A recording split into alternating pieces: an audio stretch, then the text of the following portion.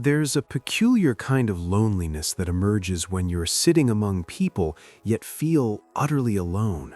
Not the serene solitude you choose, but the kind that settles heavy in your chest while conversations flow around you, past you, never quite reaching you. You smile at appropriate moments, you nod in agreement. Sometimes you even speak, but your words seem to evaporate before they land. It's as though you exist physically in the space, yet remain emotionally translucent, present but unregistered, seen but never truly noticed. The most perplexing aspect is that you can't always articulate why this feeling cuts so deeply. You simply know that it does. For those who experience invisibility in group settings, there's rarely a defining moment when it all began. No dramatic event announced their insignificance. Instead, it developed through subtle repetition, a pattern woven from being interrupted mid-thought, watching conversations pivot the instant they contribute, noticing that nobody registers when they finally go silent. Gradually, almost imperceptibly, the mind begins forming connections, not through conscious analysis but through quiet observation. The conclusion it reaches feels both simple and crushing. I don't belong here. Psychology reveals that humans are fundamentally wired for social recognition. Our brains don't merely desire connection, they gauge safety through it. Research in social neuroscience demonstrates that social exclusion activates identical brain regions associated with physical pain. This explains why being ignored transcends mere awkwardness. It registers as sharp, tangible, and deeply personal. When someone consistently feels invisible within a group, this isn't a character deficiency, it's a nervous system reacting to repeated signals conveying one message: you are not needed here. Many invisible individuals aren't inherently shy. That's a widespread misconception. Shyness represents fear of social interaction. Invisibility often results from attempting engagement and receiving no meaningful response. These are people who once voiced opinions, shared insights, and brought vitality into rooms. But after accumulating enough moments of being dismissed, something fundamental shifts. The effort required starts feeling prohibitively costly. The risk of dismissal begins outweighing the possibility of being heard. So they withdraw, not because they lack contributions, but because offering them started inflicting pain. What's particularly striking is how this experience fundamentally reshapes identity. When someone repeatedly feels unseen, they transition from participant to observer. They develop extraordinary awareness of group dynamics: who commands attention, who gets interrupted, who establishes the emotional atmosphere. They notice conversational pauses, subtle facial expressions, tonal shifts, micro-reactions. This heightened perception isn't coincidental, it's adaptive. When your voice carries no weight, you learn to read environments instead, deeply and sometimes excessively. Over time, this produces individuals who possess remarkable emotional intelligence yet carry quiet exhaustion. They understand others with greater clarity than they understand themselves. They detect tension before it surfaces, predict conversational trajectories, yet rarely feel secure enough to position themselves centrally. Not because they don't merit attention, but because experience taught them it's fleeting at best, uncomfortable at worst. There's also an insidious guilt accompanying invisibility, a peculiar self-blame. People begin questioning themselves. What's wrong with me? They mentally replay interactions, analyzing tone, word selection, timing. They wonder if they're too mundane, too intense, too reserved, too overwhelming. This internal interrogation gradually erodes self-trust. Once self-trust weakens, even confident thoughts begin feeling unworthy of expression. Psychologists identify this as internalized social invalidation. When external dismissal occurs repeatedly, the brain eventually stops requiring outside confirmation. It begins performing the dismissal independently. Thoughts get filtered before reaching speech, emotions get minimized before acknowledgement, desires get softened to prevent disruption. This is how invisibility transforms from experience into habit. Here's what's rarely discussed. Many people who feel invisible in groups possess deep sensitivity in a culture that rewards volume. Sensitivity here doesn't indicate fragility, it means profound depth of processing. These individuals don't merely hear words, they perceive intention. They don't simply react, they reflect. Group environments typically move too rapidly for this internal rhythm. Rather than being accommodated, they're unintentionally marginalized. In group contexts, attention gravitates toward those who speak first, loudest, or with greatest certainty. Confidence frequently masquerades as competence. Speed gets mistaken for intelligence. People who think before speaking often get left behind, not because their ideas lack merit, but because the conversation didn't pause for their arrival. This teaches them that timing supersedes truth. That lesson stings. There's often a historical component. Many people experiencing adult group invisibility felt identical during childhood, in families where emotions went unacknowledged, in classrooms rewarding specific voices, in friendships where they served as listener rather than focal point. The brain learns roles early. If your designated role was the quiet one, the easy one, or the one who doesn't cause trouble, you may unconsciously carry that identity forward. The mind demonstrates remarkable loyalty to familiar patterns, even painful ones.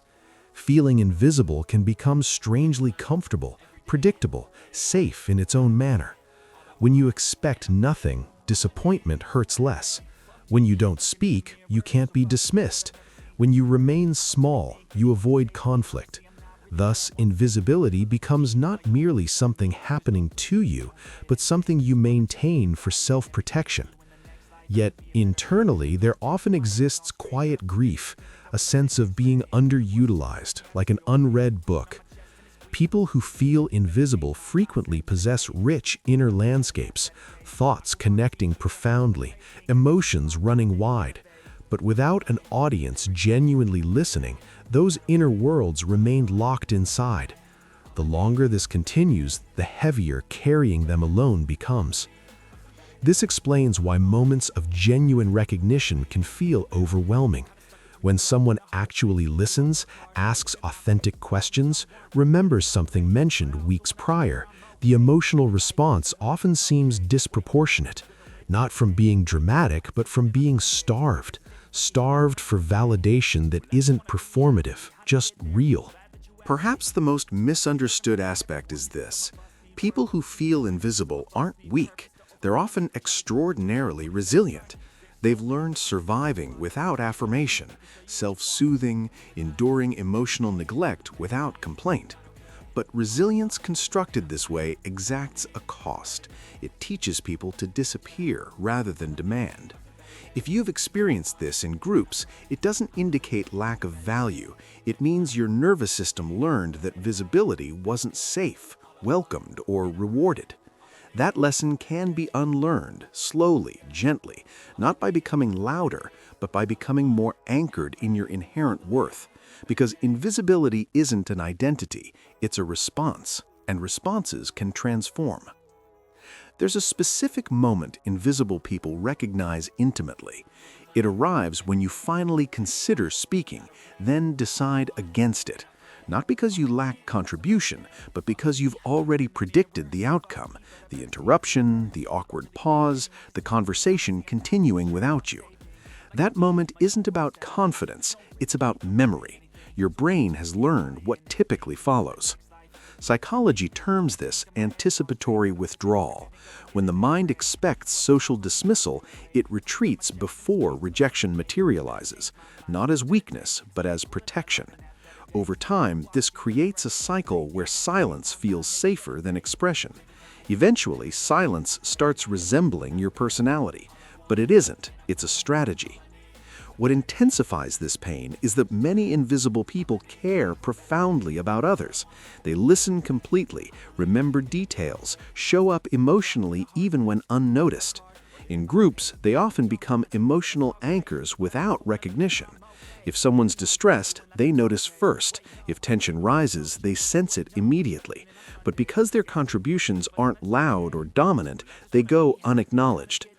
Research in social psychology shows groups unconsciously reward dominance cues over relational ones. Speaking time, assertiveness, and interruption tolerance often get mistaken for leadership. Meanwhile, empathy, insight, and emotional calibration get treated as background traits, necessary but invisible. This creates environments where certain people get heard while others get felt but not seen. That distinction matters because being felt without acknowledgement is exhausting. It creates emotional labor without emotional return. Invisible people often leave group interactions drained. Even having barely spoken, their minds remained active throughout, tracking energy, adjusting responses, monitoring reactions. Silence in this context isn't rest, it's work. Over time, this shapes self-relationship. People begin minimizing their needs, telling themselves they matter less, that others have bigger problems, louder personalities, more important stories. This self-erasure isn't humility, it's adaptation, often beginning so early it feels normal. There's also profound fear forming beneath the surface, the fear that speaking honestly, occupying space, will trigger outright rejection, not ignorance, but rejection. Invisibility, painful as it is, at least feels neutral. Rejection feels final. So many choose invisibility without recognizing they're making that choice. It seems like the lesser pain. But invisibility's pain accumulates. It doesn't explode, it settles. It manifests as chronic self-doubt, difficulty asserting boundaries, constant feeling of replaceability, belief that your absence wouldn't matter. Believing that too long can quietly distort your sense of worth. Neuroscience tells us repeated social invalidation can dampen the brain's reward response to connection. When positive feedback is inconsistent or absent, the brain stops anticipating it. This makes people feel emotionally numb in groups, even craving connection. They're not cold, they're conserving energy. Hope becomes expensive when rarely rewarded. This explains why some feel more alive in one-on-one conversations, writing, or quiet creativity. These spaces don't demand interruption or performance. They allow depth without competition. For invisible people, depth is where they breathe, where they remember themselves. But the world doesn't always value depth, especially not quickly, especially not loudly. That mismatch makes people feel like they're the problem, when actually the environment simply doesn't speak their language. One of the most healing realizations for invisible people is understanding that being overlooked doesn't equal being unimportant. It means the signal you carry isn't designed for crowded spaces. Some signals are subtle, requiring stillness to be received. That doesn't make them weaker, it makes them precise. Reclaiming visibility isn't about forcing yourself into someone else. It's not about dominating conversations or performing confidence. It begins internally, noticing when you silence yourself, when you dismiss your thoughts before others can, gently asking, what am I protecting myself from right now? For some, healing looks like choosing spaces matching their nervous system. Smaller groups, deeper conversations, environments valuing listening as much as speaking. For others, it means practicing self-assertion in small, safe ways, finishing sentences, holding eye contact, letting pauses exist without apologetic filling. What matters most is understanding this. You're not invisible because you lack substance.